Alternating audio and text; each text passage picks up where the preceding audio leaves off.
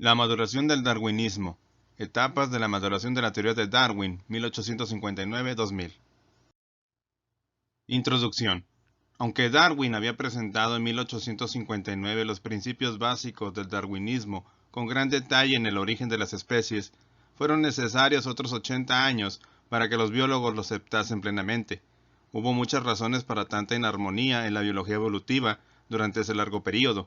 Quizá la principal fue que el propio concepto de darwinismo siguió cambiando con el tiempo, y diferentes darwinistas avalaron distintas combinaciones de las 5 teorías de Darwin. En mi libro Una larga controversia, Mayer 1991, describo 9 usos distintos del término darwinismo que estuvieron más o menos difundidos en diferentes periodos.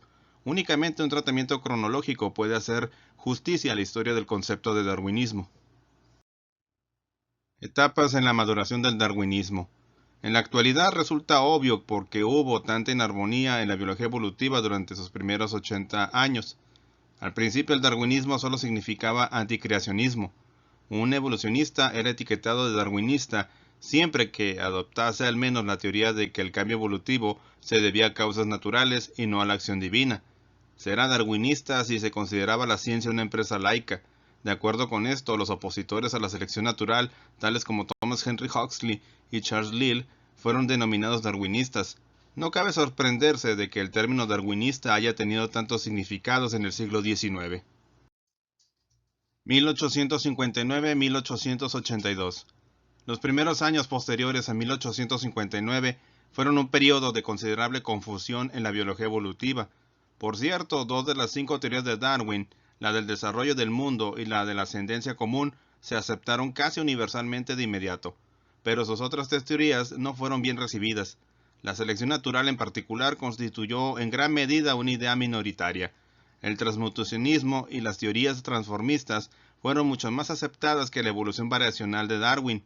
Él había bajado los brazos en lo que respecta a la especiación y sus enormes esfuerzos para explicar la naturaleza y el origen de la variación no habían tenido éxito. La herencia de los caracteres adquiridos se admitía casi universalmente. Darwin la adoptó junto con la selección natural. Esto lo ayudó a explicar la ubicuidad de las nuevas variaciones y para él no interfería con la primacía de la selección natural. Una gran proporción de los naturalistas aceptaron esa combinación de selección natural y herencia de los caracteres adquiridos. 1883-1899. En 1883, August Weismann, el más grande evolucionista después de Darwin, publicó su refutación de la herencia de los caracteres adquiridos y fue seguido por Alfred Russel Wallace y otros darwinistas. Con sus teorías generales, Weismann preparó el terreno para el redescubrimiento de Mendel, como Correns ha señalado con razón. Romanes, en 1894, acuñó el término neodarwinismo para esta nueva clase de darwinismo sin la herencia de los caracteres adquiridos. Algunos historiadores recientes han aplicado el término neodarwinismo al conjunto de teorías surgidas de la síntesis evolucionista, pero esto no es correcto. Neodarwinismo es la designación que corresponde al darwinismo revisado por Weismann, el cual excluía cualquier herencia de los caracteres adquiridos. 1900-1909. Cuando la obra de Gregor Mendel fue redescubierta en 1900, muchos esperaron que la nueva ciencia de la genética con sus leyes de la herencia aportara las respuestas para las grandes controversias acerca de la evolución que habían ardido desde la época de Darwin. Sin embargo, los principales genetistas mendelianos que estaban más interesados en la evolución, Hugo de Vries, uno de los redescubridores de Mendel, William Bateson y Wilhelm Johannsen, rechazaron desafortunadamente la selección natural, la piedra angular del pensamiento de Darwin. En su lugar, de Vries adoptó el saltacionismo. De acuerdo con él, una nueva especie se origina por una mutación genética de gran envergadura que de un solo salto, saltación, hace surgir una nueva especie. Esta teoría de las saltaciones dominó la genética evolutiva desde 1900 hasta alrededor de 1915. Por desgracia, como esta teoría mendeliana mutacionista del cambio evolutivo fue ampliamente aceptada por los genetistas, la mayoría de los naturalistas la consideró con la denominación de mendelismo como la teoría genética de la evolución, aunque no fue aceptada por algunos mendelianos. Como los naturalistas creían en general en la evolución gradual y en la variación poblacional, juzgaron al mendelismo saltacionista como inaceptable, y esto creó una brecha aparentemente insalvable entre los evolucionistas. Desde la época de Darwin y también con anterioridad, Quienes habían observado poblaciones vivientes se dieron cuenta de que el origen de nuevas especies constituía habitualmente un proceso gradual. Estos naturalistas no querían saber nada de mutacionismo y en su lugar se aferraban al concepto de evolución gradual enunciado por primera vez por Jean-Baptiste Lamarck a principios del siglo XIX. Como el gradualismo era explicado por el transformismo lamarckiano, estos naturalistas se convirtieron en lamarckianos. Los mendelianos, sin embargo, no eran los únicos genetistas de esa época. Había otros, incluidos Nilsson L., Baur, Castle S. y en Rusia Chesberikov, que aceptaban la aparición de pequeñas mutaciones y de la selección natural. Empero, la existencia de estos genetistas gradualistas fue ignorada por los naturalistas, quienes concentraron su ataque sobre el saltacionismo de De Vries y sus seguidores. En conjunto, la interpretación de Darwin, con su acento sobre el papel de la selección natural, experimentó un nadir de popularidad en este periodo temprano de la genética, principios de la década de 1900, cuando a menudo se la declaró difunta. 1910-1932. La nueva ciencia de la genética desarrolló nuevas metodologías y un nuevo marco conceptual y se alejó del transmutacionismo de los mendelianos. Alrededor de 1910, en el laboratorio de Thomas Hunt Morgan en la Universidad de Columbia, Nueva York, apareció en escena una nueva generación de genetistas cuyos hallazgos contradijeron las opiniones de los primeros mendelianos. En sus experimentos con la mosca de la fruta, Drosophila, estos investigadores descubrieron que la mayor parte de las mutaciones eran suficientemente pequeñas como para permitir un cambio gradual en las poblaciones. No se necesitaban grandes saltos. Pronto el saltacionismo de los mendelianos se consideró obsoleto. Entre 1915 y 1932, los genetistas poblacionales matemáticos Fisher, Wright y Halden demostraron que genes con no más que pequeñas ventajas selectivas podían, en su momento, incorporarse al genotipo de las poblaciones. La evolución filética se podía explicar ahora en función de la nueva genética. Por desgracia, la mayoría de los naturalistas no se percataron de estos progresos y siguieron luchando contra el antigradualismo de los primeros mendelianos. De acuerdo con la teoría más o menos unificada de Fisher y sus colegas, la evolución fue definida como un cambio en las frecuencias génicas de las poblaciones, cambio producido por medio de la selección natural gradual de mutaciones aleatorias pequeñas. Para 1932 se habían alcanzado un consenso acerca de estos hallazgos entre las diversas escuelas rivales de genetistas. Era una síntesis entre los genetistas poblacionales matemáticos y los seleccionistas darwinistas. Esta síntesis, que podría denominarse síntesis fischeriana por su más destacado representante, resolvió uno de los dos principales problemas de la biología evolutiva, el problema de la adaptación. Por cierto, la adaptación es, como había querido Darwin, un resultado de la selección natural, que actúa sobre la variación abundante. Desafortunadamente, esta síntesis fischeriana de fines de la década de 1920 ha sido confundida por muchos historiadores con una segunda síntesis que involucraba la biodiversidad. La explicación del origen de la biodiversidad. La adaptación constituye solo la mitad de la historia de la evolución. La biología evolutiva trata de dos procesos discretos: la evolución filética en el tiempo en el marco de una población dada, y el origen y multiplicación de las especies. Fisher, Wright y Halden estaban sobre todo interesados en determinar cómo una población evoluciona mientras el ambiente cambia. Esta rama de la biología evolutiva se ha descrito como el estudio de la anagénesis. A los naturalistas, en cambio, les importa más la diversidad y la determinación de cómo una nueva especie se ramifica a partir del tronco de la especie parental. Este estudio del origen de la biodiversidad se describe a menudo como cladogénesis. En otras palabras, los genetistas poblacionales matemáticos estaban interesados en la dimensión vertical o temporal de la evolución, cambios en el tiempo en el marco de una población determinada, mientras que los naturalistas estaban sobre todo interesados en la dimensión horizontal o geográfica de la evolución, la producción de una nueva especie en un momento determinado. 1937-1947. Este segundo gran problema evolutivo, la multiplicación de las especies o el origen de la biodiversidad, no fue resuelto por la síntesis fischeriana. Los genetistas eran incapaces de explicar la especiación porque sus métodos los constreñían en cada momento dado al estudio de una sola población, de un solo reservorio génico. En tanto que la síntesis fischeriana resolvió el conflicto entre la genética mendeliana y la selección natural, no pudo hacer lo propio con el conflicto entre la genética matemática y la biodiversidad. Fisher, Halden y Wright eran conscientes del problema del origen de la biodiversidad y se refirieron a él en forma vaga. Wright, en particular, pero al parecer no advirtieron el papel desempeñado por la localización geográfica de las poblaciones y por el aislamiento. Una explicación de cómo la vida prolifera en tantas formas diferentes en un momento dado, opuesta a una sola forma que cambia continuamente en el transcurso del tiempo, fue el logro de una segunda síntesis propuesta en 1937 por la obra de Doshansky, Genética y el origen de las especies. En realidad, los naturalistas europeos ya tenían en la década de 1920, mediante su trabajo en taxonomía e historia natural, una explicación para el origen de la biodiversidad. Según estos naturalistas taxonomistas, la especiación tiene lugar cuando dos poblaciones de una misma especie se separan físicamente y durante este aislamiento espacial quedan en aislamiento reproductivo, ya sea por medio del desarrollo de barreras de esterilidad o de incompatibilidad conductuales, mecanismos aisladores. A veces la separación geográfica tiene lugar a causa de una nueva barrera física, una nueva cadena montañosa o un brazo de mar, especiación dicopátrica, y a veces se produce porque una población fundadora se establece más allá del previo radio de acción de la especie, especiación peripátrica. Si la población geográficamente aislada posee el potencial para una divergencia principal, una nueva especie va a aparecer por ramificación a partir de la especie parental. Tanto la especiación dicopátrica como la peripátrica son descritas como especiación geográfica. Estas ideas de la especiación permanecieron ignoradas por los genetistas de laboratorio. Mientras tanto, los naturalistas tampoco fueron capaces de llegar a una comprensión cabal de la evolución a causa de su ignorancia de los últimos avances en materia de genética. Todavía estaban discutiendo sobre el modelo saltacional del mendelismo temprano, que había sido refutado tiempo atrás por Fischer y sus colegas. Dado que los naturalistas como Stresemann y Renge o los zoólogos franceses no podían aceptar los largos saltos genéticos de De Vries y no habían caído en la cuenta de las pequeñas mutaciones descubiertas por los genetistas posteriores, volvieron al lamarckismo para explicar la evolución gradual.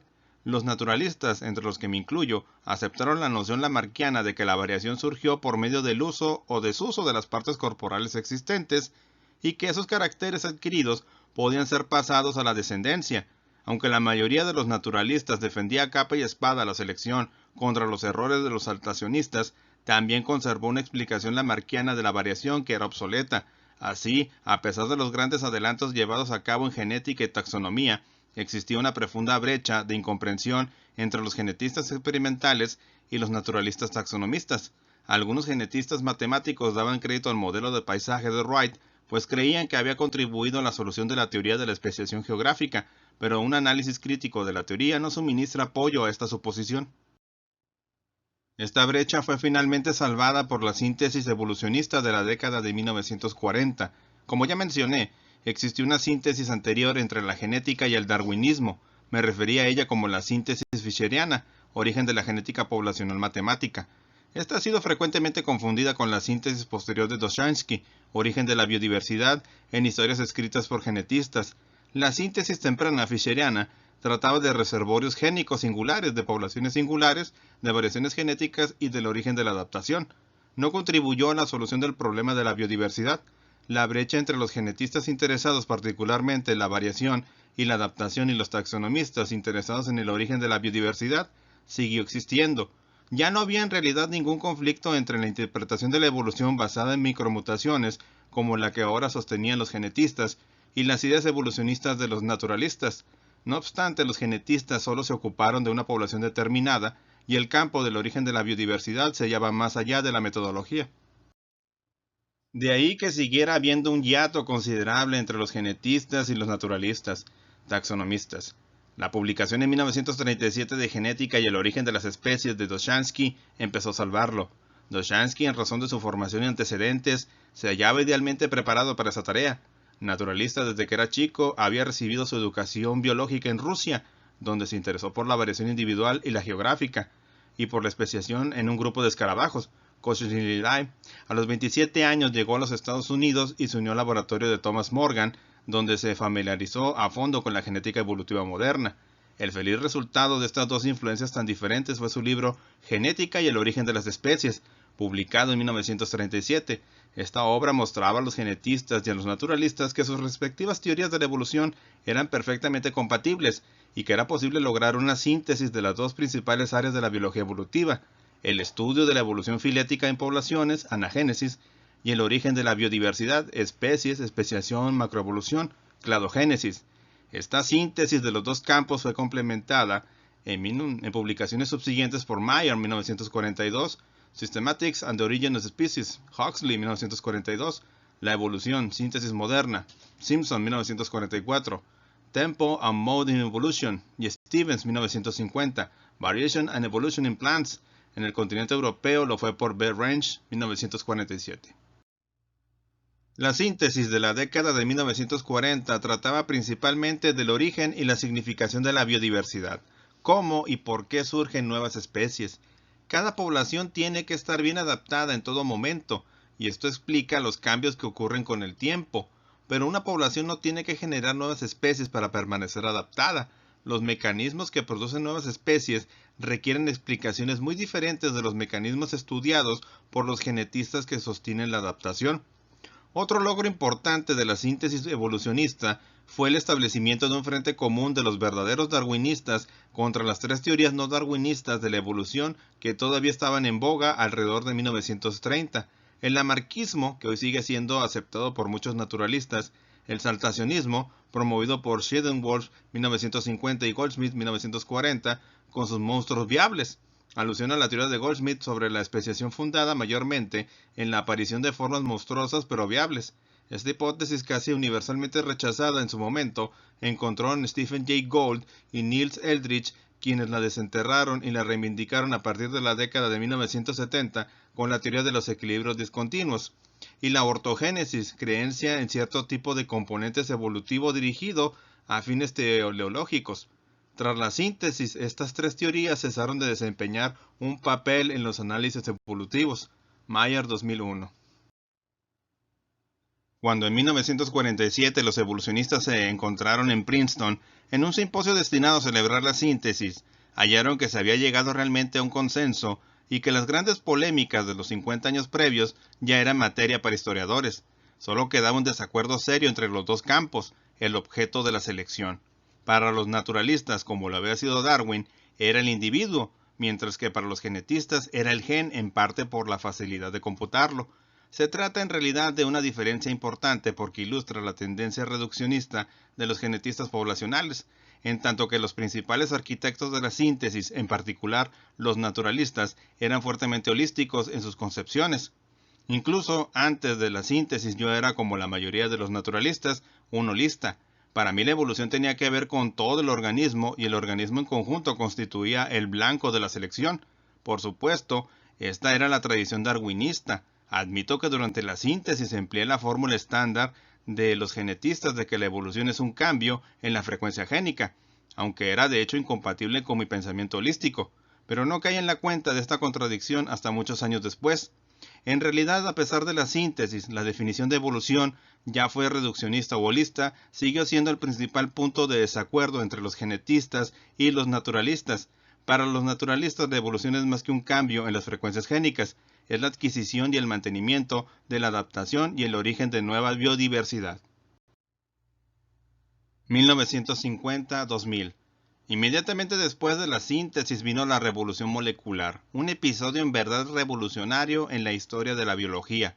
Avery demostró en 1944 que el material genético no consiste solo en proteínas, sino también en ácidos nucleicos. Watson y Crick descubrieron en 1953 la estructura del ADN, lo cual permitió explicar las actividades de este ácido nucleico. Su descubrimiento aportó una nueva dimensión crítica al análisis genético y resolvió innumerables cuestiones antes insolubles. Finalmente, en 1960, Jacob y Monod demostraron que hay varios tipos de ADN y en particular un ADN regulador especial que controla la actividad de los genes estructurales. Estos descubrimientos produjeron un cambio tan catastrófico en las ideas hasta entonces predominantes que se justificaba esperar un efecto radical sobre el darwinismo. Por cierto, la biología molecular hizo innumerables contribuciones importantes a la comprensión de la evolución. Mostró que el código genético es esencialmente el mismo desde las bacterias primitivas hasta los organismos multicelulares superiores. Esto prueba que toda la vida existente sobre la Tierra desciende de un mismo origen. La biología molecular también mostró que la información puede transferirse únicamente desde los ácidos nucleicos a las proteínas y no desde las proteínas a los ácidos nucleicos. Esta es la razón por la que no puede haber ninguna herencia de caracteres adquiridos. Genómica.